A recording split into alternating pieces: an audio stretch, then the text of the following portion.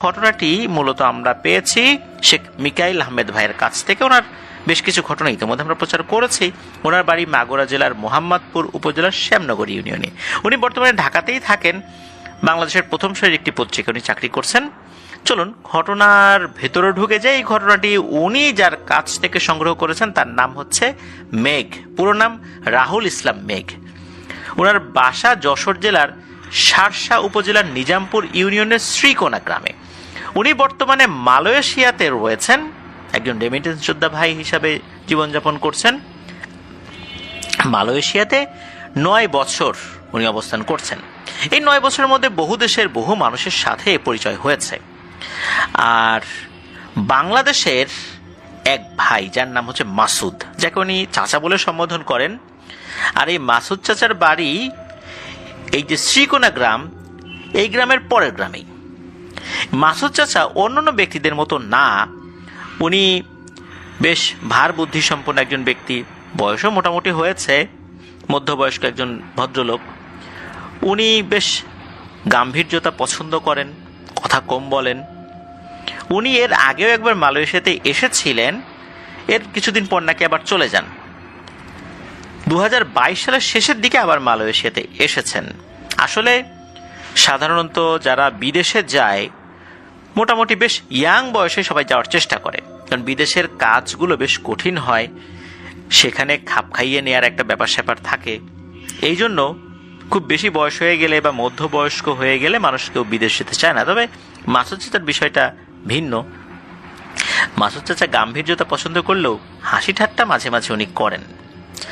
কেউ আবার তাকে আঙ্কেল, কেউ আবার দাদাও বলে, মজা করেই বলে আর কি।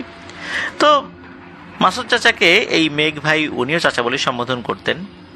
আর মাসুদ চাচার পাশে কেউ নাকি রাত্রে ঘুমাতে চাইতো না। যারাই এক রাত ঘুমিয়েছে পরের দিন তার পাশে কেউ ঘুমাতে চাইতো না। দুটো দুটো করে রুম থাকে, তো এক রুমে 2 জন করে থাকার ব্যবস্থা থাকে। তো মাসুদ চাচা রাতের বেলা নাকি কার সাথে ঘুমের মধ্যে বিড়বিড় করে কথা বলে। কথাগুলো সঠিকভাবে বোঝা না গেলেও মাসুদ চাচা কাকে যেন কিছু বলতেন যে, কি চাস, সবই তো নিয়েছিস, তোরা আমার থেকে চলে যা, দয়া করে মাফ কর আমাকে। এভাবেই উনি রাত পার করতেন। আর পাশে যিনি ঘুমাতেন আর একটা বেডে, এই সমস্ত কথা শুনে সেও ভয় পেত, যার কারণে মাসুদ চাচাকে কেউ আসলে তার রুমে নিতে বা ওনার সাথে ওনার ওই রুমে অন্য বেডে ঘুমাতে কেউ স্বাচ্ছন্দ্য বোধ করতো না। এই যে মেঘ ভাই, ওনার যে বস, ওই বসের আন্ডারে 7 জনের মতো ওনারা কাজ করেন। তো 2 জন আলাদা আলাদা করে রুমে রাখা হতো। তো মেঘ ভাইয়ের পাশে যে লোক ঘুমাতেন উনি আবার 4 মাসের ছুটিতে দেশে গিয়েছেন। এখন উনি রুমে একা, মানে মেঘ ভাই রুমে একা।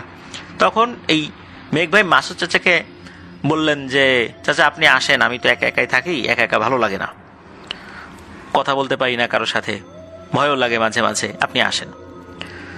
তো মাসুদ চাচা কিছুটা অবাক হলেন এবং বললেন, না বাবা থাক, তুমি থাকো তো, একা একাই থাকো, ওইটাই ভালো। আমি থাকলে তোমার অসুবিধা হবে, ভয় পাবা, অনেকেই তো আমার সাথে থাকতে চায় না, এটা তুমি দেখছো, কি দরকার, থাকো বাবা, তুমি একাই থাকো।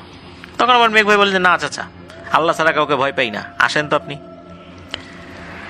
তারপরে মাসুদ চাচা আসেন। এই যে মেঘ ভাই উনি লক্ষ্য করেন চাচা প্রতিদিন রাত 2টা থেকে 2:30টার ভেতরে উনি বাইরে চলে যান, আবার ফিরে আসেন 3:30 বা 3টা, এরকম মধ্যবর্তী একটা সময় আর কি। প্রথম দিকে মেঘ ভাই ভেবেছিলেন যে মাসুদ চাচা বোধ হয় প্রকৃতির ডাকে সাড়া দিতে বাইরে যাচ্ছেন, কারণ ওনাদের ওয়াশরুমটা রুমের বাইরে। কিন্তু একটা মানুষ প্রতিদিনই একই সময় কি বাইরে যাবে? নিশ্চয়ই না। এই বিষয়টা মেঘ ভাই অ্যানালাইসিস করার চেষ্টা করলেন। শুরুর দিকে বিষয়টা স্বাভাবিকভাবে নিলেও পরবর্তীতে বিষয়টা নিয়ে উনি ভাবনা চিন্তা করতে থাকেন যে আসলে ব্যাপারটা কি, কোথায় যায়। যাই হোক, ইতিমধ্যে এমন একটা রাত আসে যে পরের দিন ওনাদের কারো কোনো কাজ ছিল না। ওই রাত্রে মেঘ ভাই খুব একটা ঘুমান নাই। ওই রাত্রে সারা রাত এই আপনাদের হরবালের ঘটনাগুলো শুনছিলেন, মানে এরকম চিন্তা করছেন যে সারা রাত ধরে আপনাদের হরবালের ঘটনাগুলোই শুনবেন। মাঝে মাঝে উনি এভাবে শোনেন, বিশেষ করে পরের দিন যদি কাজ না থাকে। ভুতুরে জঙ্গলের একটি ঘটনা আমরা এর আগে শেয়ার করেছিলাম। সেই জঙ্গলের ঘটনা উনি শুনছিলেন একা একা বাইরে বসে। তো বলা ভালো যে ওনাদের কর্মস্থল শহর থেকে একটু জঙ্গলের ভেতরে, পাশে একটা উঁচু পাহাড়, তার নিচে একটি নালার মতো জায়গা রয়েছে, মানে ঝর্ণার পানি বয়ে যাওয়ার মতো একটা ক্যানাল আছে আর কি। তার ঠিক পাশেই এই মেঘ ভাই আর মাসুদ চাচা এই দুইজনের থাকার একটা ছোট্ট রুম আছে। তো যাই হোক, চারদিকে শুনশান নীরবতা। ভুতুরে জঙ্গলের ঘটনা শোনার পরে মেঘ ভাই একটু ভয় লাগা শুরু করে। চিন্তা করেন যে রুমে চলে যাবেন। হঠাৎ তখনই ওনার কানে গুনগুন করে কথা বলার মতো একটা আওয়াজ ভেসে আসে। মেঘ ভাই তো কিছুটা থতমত খেয়ে যান, ঘটনা কি, কথার উৎসটা কোথা থেকে আসছে, এই শব্দ কোথা থেকে ভেসে আসছে। এইটা অ্যানালাইসিস করে যখন এদিক ওদিক তাকাতাকি করছেন, একটা জায়গায় গিয়ে ওনার চোখ আটকে যায়। ভয়ঙ্কর একটা জিনিস দেখেন। এই যে মাসুদ চাচা বেশ কিছুটা দূরে কার সাথে যেন কথা বলছে। রাত তখন 3টার মতো হবে। ঝর্ণার পানিতে চাঁদের আলোয় মাসুদ চাচার মুখটা পুরোপুরি বোঝা না গেলে অনুমান করে বোঝা যাচ্ছে যেটা মাসুদ চাচাই হবে। কিন্তু চাচা এত রাতে এখানে কার সাথে কথা বলতে বসছেন? আশেপাশে কাউকে দেখা যাচ্ছে না। বিষয়টা কৌতূহলের উদ্রেক করে, আরো ভালো করে দেখার আগ্রহ জাগে মেঘ ভাইয়ের ভিতরে। ততক্ষণে মেঘ ভাই মোবাইলের আলোটা নিভিয়ে দিয়েছেন। আস্তে আস্তে চাচার দিকে এগিয়ে যখন গিয়েছেন, দূর থেকেই ভয়ঙ্কর একটা দৃশ্য উনি দেখেছেন, যা ওনার কল্পনাতেও ছিল না। উনি দেখেন যে একটা বড় সাপ, তার পুরো শরীর চিকচিক চিকচিক করছে। দেখা যাচ্ছে সাপটার কপালের দিকে একটা আলোর মতো উজ্জ্বল কিছু জলজল করছে আর কি। অনেক সময় সাপের মুভিগুলোতে এরকম দেখা যায় যে সাপের কপাল থেকে একটা আলোর আবির্ভাব হচ্ছে, ঠিক তেমন সাপটি মাসুদ চাচার সাথে কথা বলছে। আর কথা বলার সময় সাপের মতো ফসফস আওয়াজও বের হচ্ছে। তবে এটা যে খুব আক্রমণাত্মক কথাবার্তা ওরকমটা মনে হচ্ছে না, মনে হচ্ছে সাবলীল ভাবেই কথা হচ্ছে। মাসুদ চাচা সাবলীল ভাবে কথা বলছেন, আর সাপটাও সাবলীল ভাবে কথা বলছে। এটা দেখার পর মেঘ ভাই তো প্রচন্ড ভয় পেয়েছেন। উনি বিষয়টা লোড আর নিতে না পেরে তাড়াতাড়ি ওখান থেকে দ্রুত হেঁটে ওনার রুমে চলে যান। আর উনি ভাবছেন যে এটা আমি কি দেখলাম। মাসুদ চাচা সাপের সাথে কথা বলছে। সাপ কথা বলতে পারে? সাপ কি বলছে? এসব ভাবতে ভাবতে কিছুক্ষণের মধ্যেই চাচা রুমে চলে আসেন। চাচার চোখে মুখে ভয়ের ছাপ স্পষ্ট বোঝা গেল। তখন মেঘ ভাই ভাবছেন যে জিজ্ঞেস করব কি করব না। বিষয়টা চাচাকে জিজ্ঞেস করলে চাচা কি বলবেন, পরে আবার যদি কোনো সমস্যা হয়। কিন্তু এরকম কৌতূহলকে চেপে রাখা যায়? বিষয়টা তো জানতেই হবে। প্রথমে মাসুদ চাচাকে মেঘ ভাই বলেন যে চাচা কোথায় গিয়েছিলেন? চাচা বলেন কই কোথাও না, তো এই গেছিলাম বাইরে আর কি, কাল তো কাজ নাই, ঘুম আসতেছিল, একটু হাওয়া বাতাস খাইতে গেলাম। তখন মেঘ ভাই বলছে সত্যি বলেন তো চাচা কি হয়েছে আপনার সাথে? আপনি ঘুমের ঘরে আসলে কার সাথে কথা বলেন? আর একটু আগে কার সাথে কথা বললেন?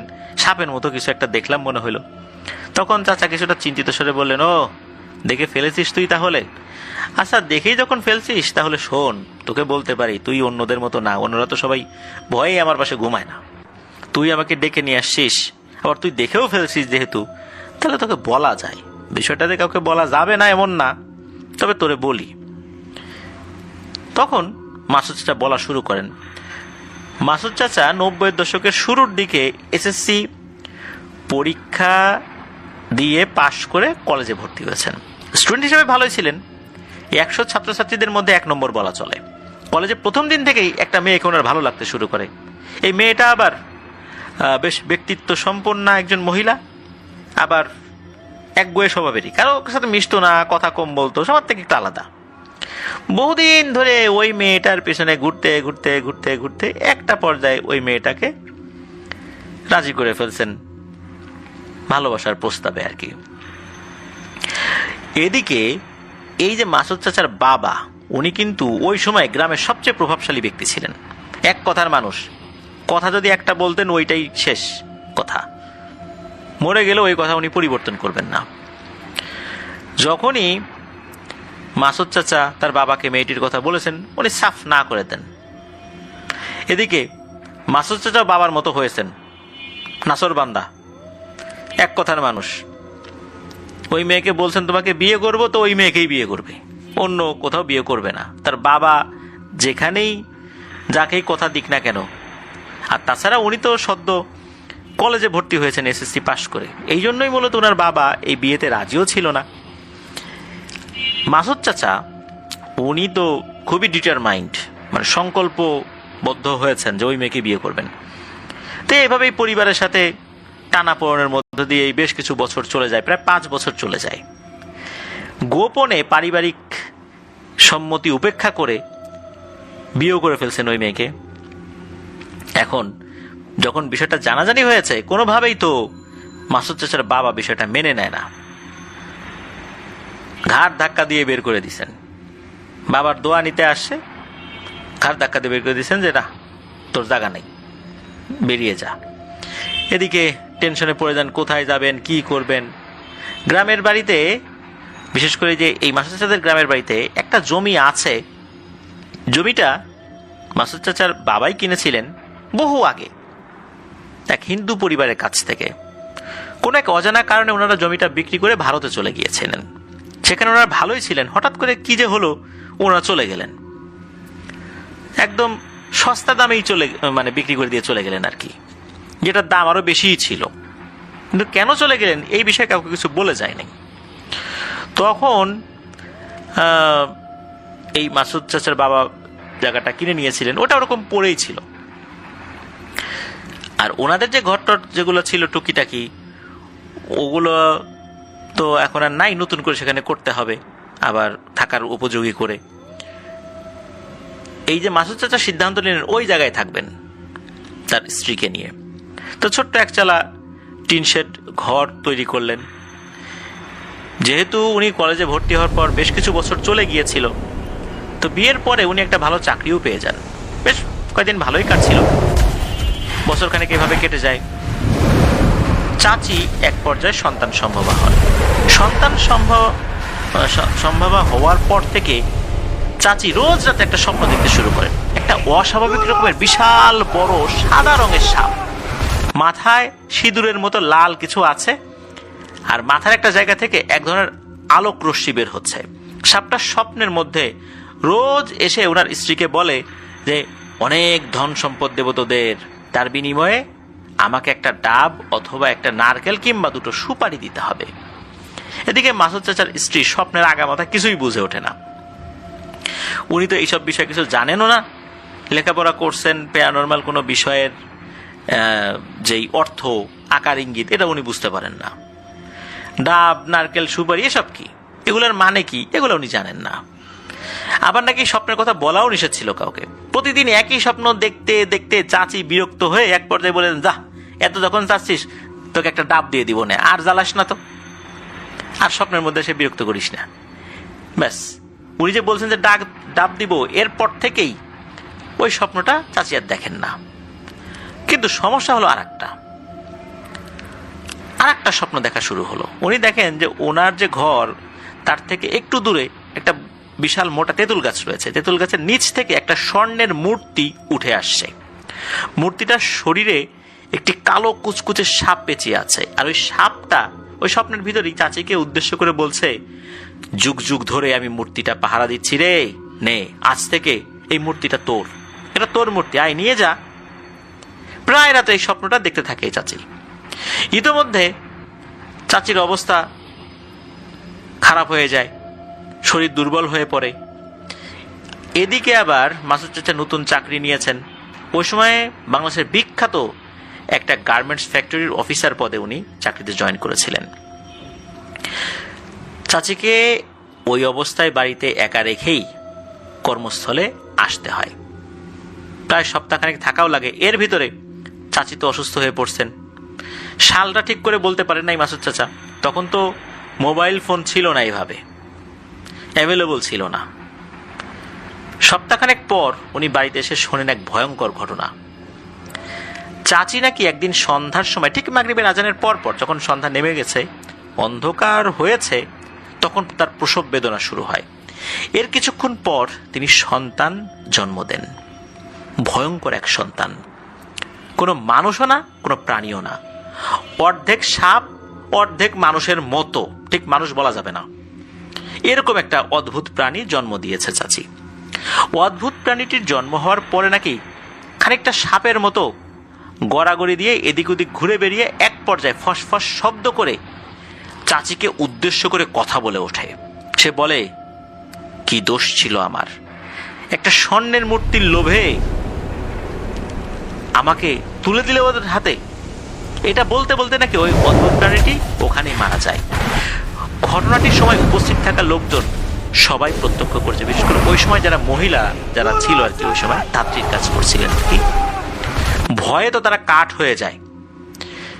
কয়েকজন মহিলা তো দৌড় দিয়ে, মানে এক দৌড় দিয়েছে, এক দৌড়ে তার বাড়ি চলে গেছে, এত ভয় পেয়েছে।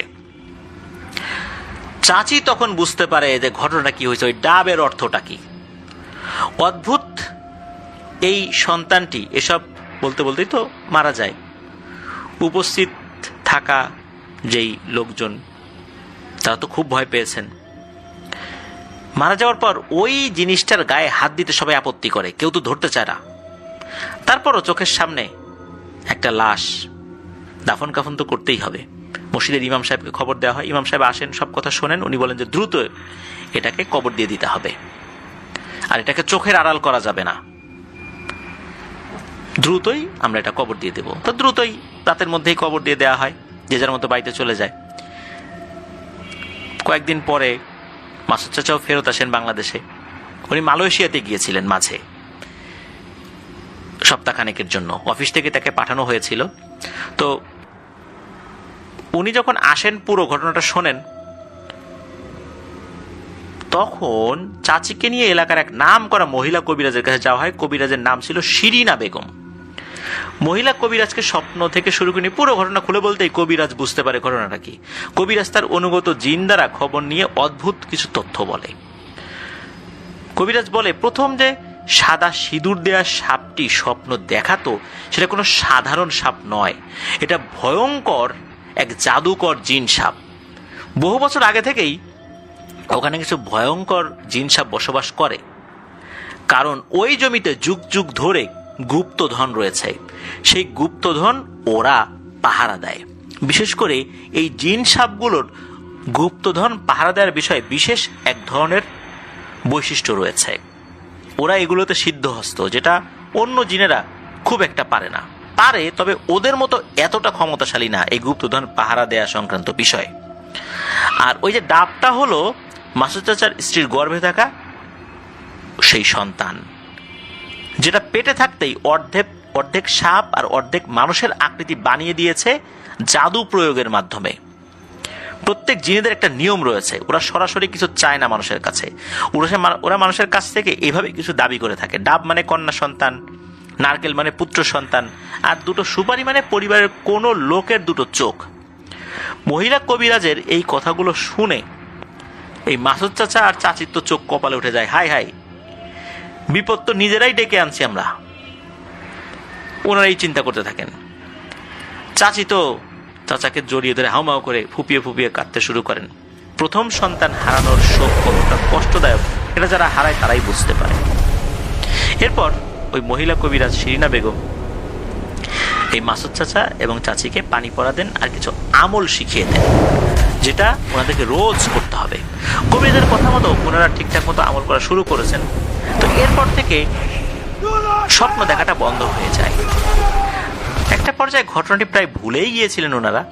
বছরখানেক পর চাচি আবার গর্ভধারণ করেন। দেখতে দেখতে ওনাদের ঘর আলো করে আর একটা কন্যা সন্তান জন্মগ্রহণ করে। মেয়েটার নাম রাখা হয় মোহনা। ঘটনা কিন্তু শেষ না, এখানে কেবল শুরু হচ্ছে প্রিয় লিসেনার্স। মোহনা বড় হচ্ছে। মোহনা যখন ক্লাস 5-এ পড়ে, তখন চাচির সাথে আর একটা সমস্যা শুরু হয়ে যায়। চাচি পুনরায় প্রতিনিয়ত চোখের সামনেই সাপ দেখা শুরু করে। উঠতে গেলে সাপ, বসতে গেলে সাপ, সাপ সাপ বলে সারাক্ষণ চিল্লাতে শুরু করে। এটা কিন্তু স্বপ্নের মধ্যে না, বাস্তবে। একদিন চাচি এবং মাসুদ চাচা আর এই মোহনা ঘুমিয়ে আছেন। হঠাৎ করে খাটের নিচ থেকে ফস ফস ফস ফস করে শব্দ আসছে ওনাদের কানে। মাসুদ চাচা এবং চাচি দুজনে শুনেছেন, তখনও মোহনা ঘুমিয়েছিল। এই ফসফস শব্দটা তো ওনারা দুজন শুনলেন। তখন কি করেছেন, এই মাসুদ চাচা খাটের নিচে উকি দিচ্ছেন, বিষয়টা কি, সাপ আসলো কোত্থেকে। খাটের নিচে লাইট ধরেছেন, দেখেন যে কিছুই নেই। তাহলে একটু আগে ফসফস কিসে করছিল? ওনারা দুজন ভাবলেন হয়তো মনের ভুল। এখন মেয়েটা যদি ওনাদের এই নড়াচড়ায় জেগে যায়, সেও যদি শোনে এরকম ফসফস কিছু শব্দে ওনারা খোঁজাখুঁজির চেষ্টা করছে, তাহলে মেয়েটা ভয় পেতে পারে, এই জন্য ওনারা এই বিষয়টা এড়িয়ে যান। এরপর ওনাদের দুজনেরই কিছুটা তন্দ্রার মতো ভাব আসছে, হঠাৎ করে বিকট এক চিৎকারের শব্দে এই মাসুদ চাচার তন্দ্রাচ্ছন্ন ভাবটা চলে যায়। উনি শুনছেন ওনার স্ত্রী অর্থাৎ চাচির চিৎকার। দৌড়ে ঘর থেকে বেরিয়ে ঘটনাস্থলে উনি যান, অর্থাৎ চাচি কিন্তু উনি ঘরের বাইরে চলে গিয়েছিলেন। যখন চাচা ঘুমানোর চেষ্টা করছিলেন, তন্দ্রাচ্ছন্ন ভাব আসে, তখন হয়তো বা চাচি ওয়াশরুমে যাওয়ার জন্য বাইরে বের হয়েছিলেন। মূলত ওই সময় একটা ঘটনা ঘটেছে, চাচি তো মাটিতে লুটিয়ে ছটফট করছে, আর মাসুদ চাচা যখন দৌড়ে ওদিকটাতে গিয়েছেন, মাসুদ চাচা দেখেন বেশ বড় আকৃতির একটা সাদা সাপ খুব দ্রুততার সাথে দৌড়ে ওই তেঁতুল গাছটার দিকে পালিয়ে যাচ্ছে। মাসুদ চাচার সাপটার পিছু নিলেন না, কারণ চাচি তখন ছটফট করছে। রাত তখন প্রায় 2টোর মতো বাজে, 1:30টার বেশি, 2টোর কাছাকাছি। তো তখন বুঝে যাই তোমার কি হয়েছে। এটা বলতে বলতেই লাইট পায়ের কাছে ধরতেই দেখা গেল যে চাচির পায়ে সাপের কামড়ের দাগ, ফোটা ফোটা রক্ত ওখানে বসে আছে। তখন তার বুঝতে বাকি রইল না সাপটা কামড় দিয়েছে। সাথে সাথে পায়ে একটা শক্ত গামছা বেঁধে চাচিকে উনি নিয়ে যান এক কবিরাজের কাছে, এক সাপুরের কাছে আর কি। সে সাপুরে কবিরাজ চিকিৎসা করে। মূলত ডাক্তারের কাছে না নিয়ে কবিরাজের কাছে বা সাপুরের কাছে নিয়ে যাওয়ার পিছনে একটা কারণ ছিল। কারণ মাসুদ চাচা বুঝতে পেরেছিলেন যে এটা স্বাভাবিক কোনো সাপ না, এটা স্বাভাবিক সাপের কামড় না, এটা ডাক্তারের কাছে নিয়ে গেলে ভালো হবে না। এই জন্যই মূলত উনি সাপুরের কাছে নিয়ে গিয়েছিলেন। সাপুরের কাছে নিয়ে যাওয়ার পর সাপুরে পরীক্ষা নিরীক্ষা করে বলেন যে বিষ তো মাথায় উঠে গেছে, এইটা আমার পক্ষে কতটুকু করা সম্ভব হবে জানি না, তবে আমি চেষ্টা করছি। উনি ওনার মতো করে রিচুয়াল করতে থাকেন। ওই রাতের মতো চাচিকে আল্লাহর রহমতে সুস্থ করা হয়, বিষ নামে। কিন্তু সমস্যা যেটা হয়, প্রতিনিয়ত চাচির শরীরে জ্বালা যন্ত্রণা করতে থাকে। মাঝে মাঝেই চাচি চিৎকার দিয়ে বলতে থাকে, জ্বলে গেল রে, পুড়ে গেল রে, শরীরে আগুন ধরে গেছে রে, এইভাবে চিৎকার করতে থাকে। এরপর আবার সেই সাপুরের কাছে নিয়ে যাওয়া হয়। সাপুরে সে পরীক্ষা নিরীক্ষা করে বলেন যে আসলে এই বিষ তো সাধারণ কোনো সাপের বিষ না, এটা জিন সাপের বিষ। এইটার রিমুভ করা অর্থাৎ এটাকে দূর করার যে পদ্ধতিটা, সেটা নাকি ওই সাপুরের জানা নেই, এটাই সাপুরে বলেন। আর সাপুরে বলেন যে আমি ঠিক বুঝতে পারতেছি না যে একবার বিষ নামানোর পর আবার কিভাবে সেটা ছড়িয়ে পড়ছে, আবার আগের মতো অবস্থায় চলে যাচ্ছে। তখন সাপুরে বলেন যে ভালো কোনো কবিরাজের কাছে নিয়ে যাও রে বাবা, আমার দ্বারা এ কাজ হবে না। এরপর চাচিকে সেই মহিলা কবিরাজ শিরিনা বেগম, তার কাছে নিয়ে যাওয়া হয়, যার কাছে ওনারা আগে কবিরাজি চিকিৎসা নিয়েছিলেন। তো কবিরাজ চাচিকে দেখেই বুঝতে পারেন যে ঘটনাটা কি, এ তো সাধারণ কোনো সাপ না, সেই জিন সাপে কেটেছে। কবিরাজ অনেক চেষ্টা করে ব্যর্থ হন বারবার। সেই জিনটাকে চাচির মধ্যে আনার চেষ্টা করেছেন, সমাধানের চেষ্টা করেছেন, সম্ভব হচ্ছিল না সেটা। এরপর ওই কবিরাজ আর একটা কবিরাজের তথ্য দেন, যিনি এই মহিলা কবিরাজের ওস্তাদ, যার কাছ থেকে এই মহিলা কবিরাজ কাজ শিখেছেন। সেই কবিরাজের নাম ছিল বেলাল কবিরাজ, যাকে যশোর জেলার অনেক মানুষ চেনে আর কি, এমনটাই জানিয়েছেন মিকাইল ভাই। তো মহিলা কবিরাজের তথ্য অনুযায়ী ওনারা তো গিয়েছেন সেই বেলাল কবিরাজের কাছে। বেলাল কবিরাজ তো চাচিকে দেখা মাত্র কোনো কিছু শোনেনও নাই, দেখেই বলতেছেন যে এই হবে না, হবে না, আমার দ্বারা হবে না, নিয়ে যাও। এইভাবে একে একে প্রায় 17টা কবিরাজ দেখানো হয় চাচিকে। যারাই চাচিকে দেখে তারাই সরাসরি না বলে দেয়, বলে দেয় কাজ হবে না, কাজ হবে না, নিয়ে যাও। কি যে একটা বিভীষিকাময় পরিস্থিতি ওনারা পড়েছিলেন, এটা আসলে ভাষায় প্রকাশ করার মতো না। একটা ছোট বাচ্চা মেয়ে আছে, তারপর এই ধরনের সমস্যা শুরু হয়েছে, মেয়েটাকে কে দেখবে, এমনিতে তো পরিবার থেকে বিচ্যুত। মনে মনে মাসুদ চাচার খুব কষ্ট হতে থাকে, কি করবেন না করবেন। এই সম্পর্কের কারণে বাড়ি ছেড়েছেন, পিতা পুত্রের মধ্যে বিভেদ সৃষ্টি হয়েছে, এই জন্যই কি এই সমস্যা সৃষ্টি হলো নাকি, এরকম চিন্তা ভাবনা করছেন আর কি, করাটাই স্বাভাবিক। এভাবে ভালো কবিরাজ খোঁজাখুঁজির মধ্যে দিন কাটতে থাকে। এদিকে চাচির পুরো শরীর দিন দিন কালো হয়ে যাচ্ছে, উনি ফর্সা ছিলেন, কালো হয়ে যাচ্ছে, মূলত বিষের প্রভাবে কালো হয়ে যাচ্ছে। সারা রাত ঘুমাতে পারেন না, চাতক পাখির মতো ছটফট করতে থাকেন প্রতি রাতে, প্রতিটা রাতে চিৎকার করতে থাকেন আর বলতে থাকেন পুড়ে গেল, জ্বলে গেল, আমি মনে আর বাঁচবো না। এইভাবে ডাক্তার কবিরাজ করতে করতে সব টাকা শেষ। আল্লাহর রহমতে হুট করে একটা খবর পাওয়া যায় এক বন্ধুর মাধ্যমে, মানে এই মাসটা যায় ওনার বন্ধুর মাধ্যমে একটা খবর পান যে ভারতের মুর্শিদাবাদে এক বিখ্যাত কবিরাজ আছে, তার অনুগত অসংখ্য জিন রয়েছে। পৃথিবীতে যত শক্তিশালী জিন আছে, এই শক্তিশালী জিনদের যত প্রজাতি আছে, অধিকাংশ প্রজাতির একজন করে কমপক্ষে জিন তার কাছে আছে। তার মধ্যে নাকি কয়েকটা এই জিন সাপও রয়েছে। তো সেখানে ভিসা পাসপোর্ট করে নিয়ে যাওয়া হয়। কবিরাজ চাচিকে দেখা মাত্রই ভয়ে কেঁপে ওঠে, কোনো এক অজানা আতঙ্ক তার মধ্যে বিরাজ করে। একটা পর্যায়ে সেই কবিরাজ বলে যে আপনারা আসছেন এত দূর থেকে, কিন্তু আমি পারবো না, এটা হবে না।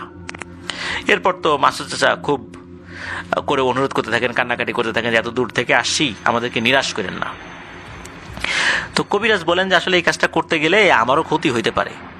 একটা পর্যায়ে কবিরাজকে 50,000 টাকার কথা বলা হয় যে আপনাকে 50,000 টাকা দিব।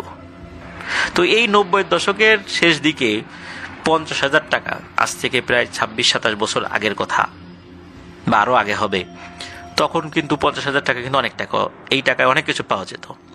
কবিরাজ কিছুটা চিন্তা ভাবনা করেন, বলেন যে আসলে টাকার তো বিষয় না, বিষয়টা তো ভিন্ন। আচ্ছা ঠিক আছে, দেখি, আমি চেষ্টা করে দেখি। এরপর কবিরাজ রিচুয়াল শুরু করেন। প্রায় ঘন্টা দেড়েক চেষ্টার পর চাচির শরীরে ওই জিন সাপটাকে হাজির করার চেষ্টা ব্যর্থ প্রায় হবে ভাব। একবার মনে হলো আসছে, আবার মনে হলো ব্যর্থ। এরপর কবিরাজ বলেন যে ওই জিনিসটা আসছে আবার চলে যাচ্ছে, আমি ওকে টেনে নিয়ে আসছি আবার চলে যাচ্ছে, এইভাবে হবে না। আপনাদেরকে আর একটা কাজ করতে হবে, আপনারা 21 দিন পরে আসবেন, আর 21 দিনে প্রতিদিন একটা করে ভিন্ন ভিন্ন ফুল, ভিন্ন ভিন্ন গাছের পাতা, ভিন্ন ভিন্ন পুকুরের পানি, 21 দিন 21টা ভিন্ন ভিন্ন ফুল, ভিন্ন ভিন্ন গাছের পাতা, ভিন্ন ভিন্ন পুকুরের পানি একসঙ্গে মিলিয়ে গোসল করাতে হবে। মানে প্রতিদিন একটা করে, 21 দিনে 21 ধরনের জিনিস নিয়ে আসতে হবে আর কি, এটা দিয়ে গোসল করাতে হবে। একদিন যেই ফুল দিয়ে, পাতা দিয়ে, পানি দিয়ে গোসল করানো হয়েছে, এইটা আর পরের বার ইউজ করা যাবে না, এরপর নিয়ে আসতে বলা হয়েছে আর কি। আর এটাও বলে দেন কবিরাজ যে আসার সময় 21টা গাভীর 21 কেজি দুধ নিয়ে আসতে হবে, অর্থাৎ 21টা গাভীর 21 কেজি দুধ আলাদা আলাদা করে নিয়ে আসতে হবে। এক গাভীর 3-4 কেজি দুধ নিয়ে আসলে এটা হবে না। তো এই কথা শুনে খুব চিন্তিত হয়ে পড়েন যে দুধ না হয় জোগাড় করলেন কষ্ট মষ্ট করে, 21টা ভিন্ন ভিন্ন ফুল, প্রতিদিন এটা খোঁজা, এই খোঁজে থাকা, এটা তো বেশ কষ্টকর ব্যাপার। যাক, আল্লাহর রহমতে সেই বিশাল কাহিনী, এটা অনেক কষ্ট করে সেটা সংগ্রহ করছেন, সেই কষ্টের কথা প্রিয় লিসেনার্স আমরা না বলি। তো এটা ওনারা করেন, 21 দিন ভারতেই ছিলেন, এই কাজগুলো করেছেন। 21 দিন পর যখন কবিরাজের কাছে যান, এরপর কবিরাজ বলেন যে হ্যাঁ, এইবার আমি হয়তো বা ওই জিনিসটাকে হাজির করতে পারবো। এটাকে হাজির করা এতটা সহজ কাজ নয়, এই জন্যই আগে কেউ এটাকে হাজির করতে পারেনি, এখন হয়তো বা পারবো। তো কবিরাজ ওনাদেরকে আলাদা একটা রুমে ডাকেন। এরপর সেই রুমে গিয়ে দেখা যায় যে মানুষের কঙ্কাল, মাথার খুলি সব পড়ে আছে। এরপর চাচিকে সব, মানে সাথে অবশ্য মাসুদ চাচাও ছিলেন, এই দুইজনকে একটা বৃত্তের মধ্যে প্রথমে বসালেন। তারপর ওনার মতো করে রিচুয়াল শুরু করতে লাগলেন।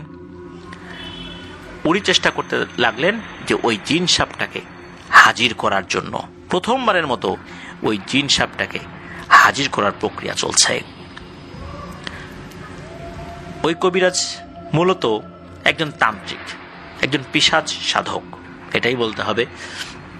উনি বড় একটা বাটিতে একটা কালো মূর্তি, এই মূর্তি হিন্দু ধর্মাবলম্বী যারা আছেন সচরাচর যেই দেবদেবীর পূজা অর্চনা করা হয়, এই ধরনের কোনো মূর্তি আসলে এটা না, এটা সম্পূর্ণ ভিন্ন ধর্মী একটা মূর্তি ছিল। তো এই মোমবাতিটা একটা জায়গায় রাখেন, একটা বড় বাটির মধ্যে একটা কালো মূর্তি রাখা হয়, আর চতুর্দিকে কিছু মোমবাতি রাখা হয়। এরপর ওই মূর্তিটির উপর অনবরত দুধ ঢালতে লাগলেন, আর উনি বিড়বিড় করে কি যেন পড়ছেন। এক পর্যায়ে প্রায় সব দুধ ঢালা শেষ হবে, এরপর এক এক করে সবগুলো মোমবাতি ধপধপ করে নিভে যায়। শেষের একটা মোমবাতি নিভে যাবে যাবে ভাব, এমন সময় চাচি ফসফস করে আওয়াজ করে ওঠে। তখন চাচি কি করে, তার হাতটা সাপের মতো ধারণ করে, মানে সাপ যেভাবে ফনা তোলে ওইভাবে ধনা করে, মানে এইভাবে সাপের মতো ফনা করে ওই কবিরাজকে ছোবল মারতে যাচ্ছে বারবার। আর সাপ যেভাবে জিহবা বের করে ওইভাবে জিহবা বের করছে। আর কর্কশ কণ্ঠে ওই তান্ত্রিককে বলছে, এই তান্ত্রিক, আমাকে কেন ডাকছিস? তুই তো ভালো করে জানিস আমি কে, তারপর তুই ডাকছিস আমাকে? তান্ত্রিক কিছুটা থতমত খেয়ে বলেন যে আমি জানি যে তুমি কোনো সাধারণ জিন সাপ না, তারপরও নামটা বলো শুনি, কি নাম তোমার? আর এই মেয়েটাকে কেন কষ্ট দিচ্ছ? তখন চাচির শরীরে থাকা ওই জিন সাপটা বলে ওঠে, আমার নাম পুষ্পারানী। কেউ আমাকে নাগিনী বলেও ডাকে। ওদের এলাকায় যতগুলো জিন সাপ আছে সবার রানী আমি। এরপরও কি তোকে আরো বেশি কিছু পরিচয় দিতে হবে? তখন কবিরাজ বলেন যে আমি জানি তুমি অনেক শক্তিশালী, তোমার ক্ষমতার কাছে আমার ক্ষমতা কিছুই নয়, তারপর বলো তো আসলে হয়েছেটা কি? তুমি কেন এই অসহায় মহিলাটাকে কষ্ট দিচ্ছ? এরপর ওই পুষ্পারানী জিন সাপটা পুরো ঘটনা খুলে বলতে থাকে। ওই পুষ্পারানী জিন সাপটা সে বলতে থাকে আজ থেকে শত শত বছর ধরে নাকি ওই ভিটাতে তারা থাকে। শুধু তারা না, এই পুষ্পারানীদের বাপ দাদা পূর্বপুরুষ সবাই নাকি ওখানেই থাকতো। আর তারা কোনো সাধারণ জিন সাপ না, এদের অধীনে প্রচুর ধন সম্পদ রয়েছে। আর এই ধরনের ধন সম্পদগুলো এই পুষ্পারানীদের মতো শক্তিশালী জিন সাপেরাই পাহারা দিতে পারে। একদিন নাকি এই চাচিকে স্বপ্ন দেখিয়েছে পুষ্পারানী, বিশেষ করে ওনারা যখন এইখানে আসছেন আর কি, এইখানে বাড়ি করছেন, উনি সন্তান সম্ভব হয়েছেন, তারপর স্বপ্ন দেখিয়েছেন যে ডাব দিলে প্রচুর ধন সম্পদ দেব তোকে। তো এইভাবে দেখতে দেখতে একটা পর্যায়ে সে রাজি হয়, ডাব নারকেল সুপারি চেয়েছে, উনি একটা পর্যায়ে ডাব দিতে রাজি হয়েছে। তো ওই পুষ্পারানী বলছে যে ও ওর কথা রাখছে, আমিও আমার কথা রাখবো। এই কারণে আমার এক কর্মচারী কাল সাপকে আমি বলি যে তোমার মুক্তি পাবার সময় হয়ে গেছে, তুমি যুগ যুগ ধরে যে স্বর্ণের মূর্তিটা পাহারা দিচ্ছ, তোমাকে এটার সাথে জুড়ে দেওয়া হয়েছে, তুমি এখন থেকে মুক্ত। এটা কোনো একটা মানুষ ধরবে, আর এই মানুষ সাধারণ কোনো মানুষ না, যে আমাদেরকে তার সবচেয়ে কাছের জিনিসটা দিয়ে দিয়েছে, উৎসর্গ করেছে। সেই মানুষটা ধরলেই তুমি মুক্তি পেয়ে যাবা। এখন তুমি ওকে স্বপ্ন দেখাতে থাকো, সে এসে এই জিনিসটা ধরলেই তোমার মুক্তি মিলবে। তো সেই কালসাপটা তো খুব খুশি যে তাকে একটা পাহারার কাছ থেকে মুক্তি দেয়া হবে। বহু বছর ধরে সে এইটা পাহারা দিয়ে আসছে। মানুষের সাহায্য ছাড়া নাকি ওরা মুক্তি পেতে পারে না।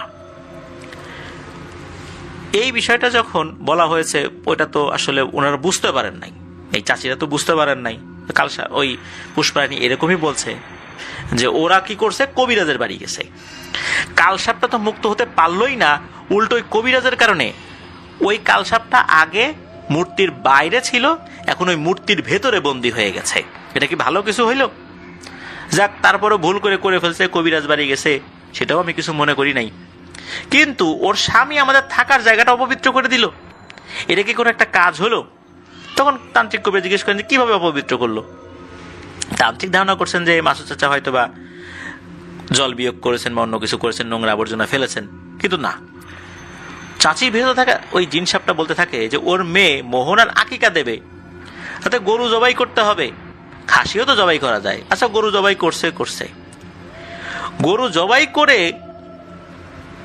সেই জবাইয়ের রক্তটা, অর্থাৎ জবাইয়ের যে স্থানটা, এই স্থানটা বানাইছে আমাদের এই তেঁতুল গাছটার নিচে। আচ্ছা, এখানেই করতে হবে, আর কোনো জায়গা ছিল না? এইখানে কেন করলো? ও তো কিছুটা হলেও বুঝতে পেরেছিল, ওর প্রথম সন্তান চলে গেল, ওর কি বোঝা উচিত ছিল না? ও কেন বুঝলো না? ও গরু জবাই করলো, তাও এইখানে।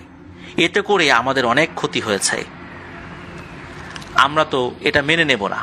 আমি মেনে নিলেও আমার অনুগত জিনেরা কি মেনে নেবে? এটা তো হতে পারে না।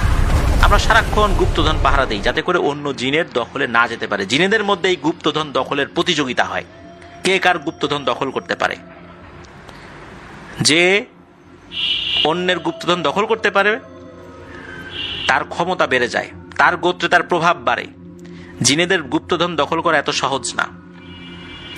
তো আমরা দুর্বল হয়ে পড়ছিলাম এই গরু জবাইয়ের কারণে, আমাদের অনেক সমস্যা হয়েছে। তো যাই হোক, পুষ্পারানী তো এগুলো বলেন, তান্ত্রিক তো অনুরোধ করতে থাকেন যে আসলে তো বুঝতে পারে না, ভুল হয়েছে, মাফ করে দেন। পুষ্পারানী সাপটা তো কিছুতেই রাজি হয় না। এমনিতেই জিন সাপেরা খুব একগুঁয়ে স্বভাবের হয়ে থাকে অন্য জিনেদের থেকে।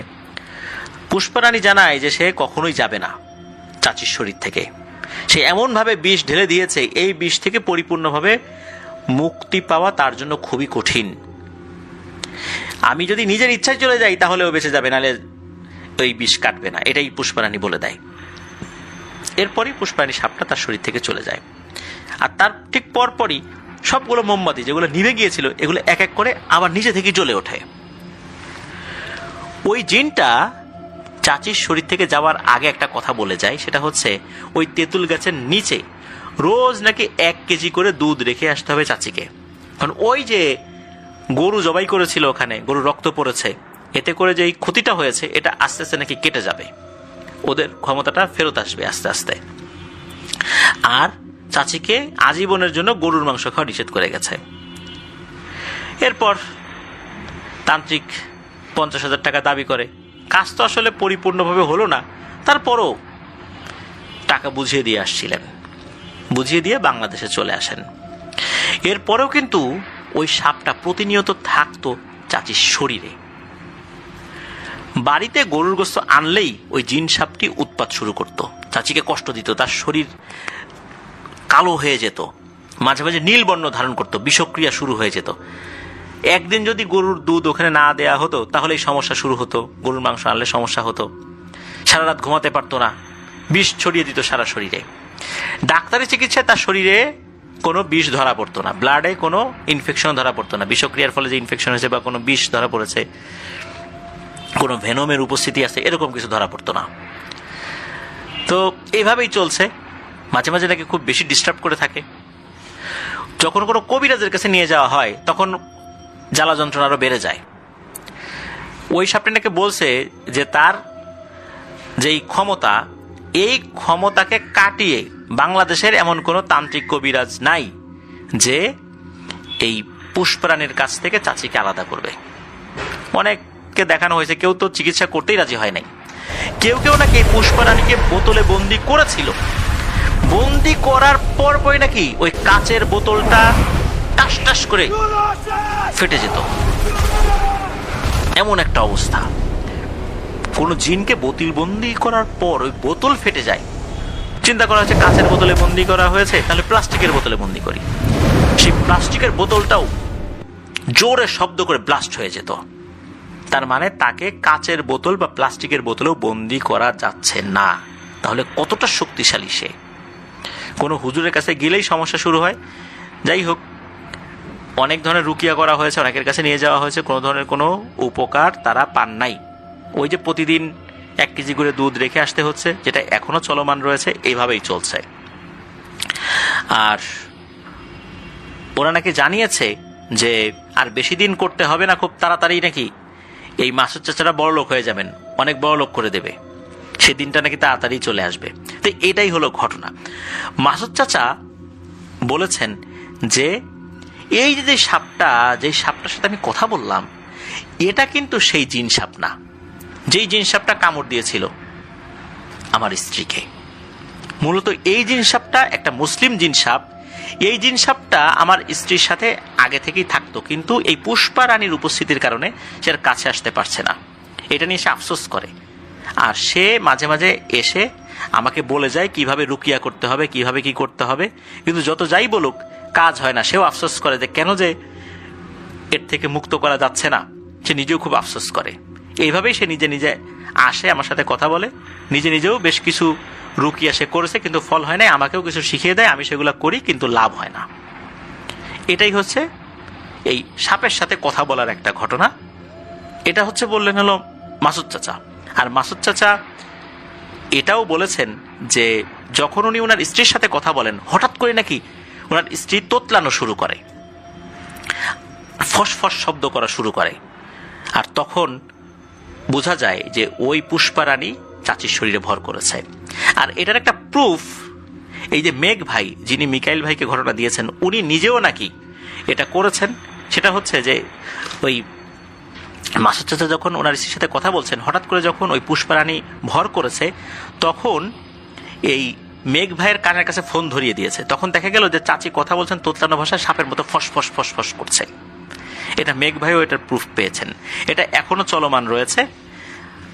আল্লাহ তার এই অবস্থা থেকে দ্রুত মুক্তি দান করুন। আপনাদের হরর ওয়ার্ল্ডের পক্ষ থেকে আমরা এই দোয়া করি। প্রিয় লিসেনার্স, আপনারা দোয়া করবেন যেন চাচি এই অবস্থা থেকে দ্রুত মুক্তি লাভ করতে পারেন। ঘটনাটা বেশ অদ্ভুত। একটা জায়গায় আমার কাছে খুবই অবাক লেগেছে, বিশেষ করে শেষ অংশে যখন জানতে পারলাম যে এই সাপটাকে বোতল বন্দি করার পরও কোনোভাবেই বোতলের মধ্যে রাখা যায় নাই, বোতলটা আপনা আপনি ফেটে যায় বা ভেঙে যায়। এই ধরনের ব্যাপার কিন্তু এবারই প্রথম শুনলাম। ডিয়ার লিসেনার্স, বন্দি করা যায় না সেটা একটা বিষয়, কিন্তু বন্দি করার পর সেটা যে ফেটে যায় বা ভেঙে যায়, এটা কিন্তু খুব আজব এবং অদ্ভুত রকমের একটা ইনফরমেশন। আশা করছি আপনারাও এই ইনফরমেশনটা অনেকেই নতুন শুনেছেন আমার মতোই। ধন্যবাদ জানাচ্ছি শেখ মিকাইল আহমেদ ভাইকে, ধন্যবাদ জানাচ্ছি মেঘ ভাইকে, এবং আপনাদের হরর ওয়ার্ল্ডের পক্ষ থেকেও আমরা মাসুদ চাচাকেও শুভেচ্ছা পাঠালাম, দোয়াও পাঠালাম যেন আল্লাহ তাআলা অচিরেই আপনাদের এই অবস্থা থেকে মুক্তি দান করেন।